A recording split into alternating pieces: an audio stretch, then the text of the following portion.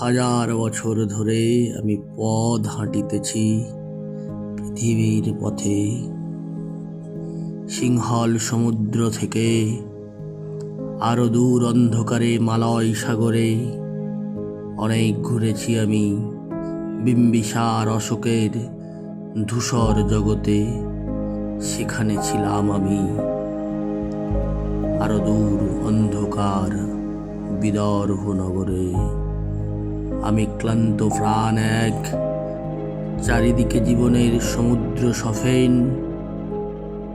আমার এ দুদণ্ড শান্তি দিয়েছিল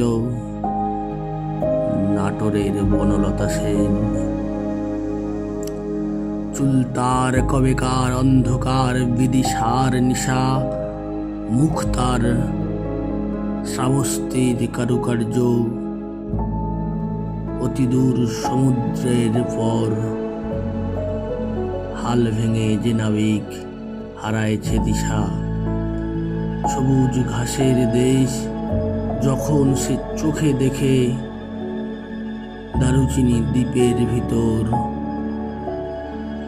তেমনি দেখেছি তারে অন্ধকারে। বলেছে সে এতদিন কোথায় ছিলেন,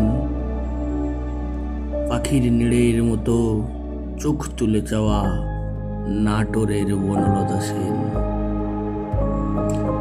সমস্ত দিনের শেষে শিবিরের শব্দের মতন সন্ধ্যা আসে। ডানার রৌদ্রের গন্ধ মুছে ফেলে চিল, পৃথিবীর সব রং মুছে গেলে পাণ্ডুলিপি করে আয়োজন।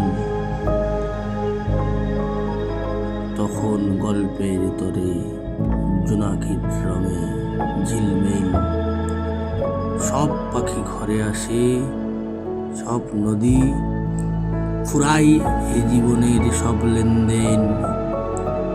থাকে শুধু অন্ধকার, মুখোমুখি বসিবার বনলতা সেন।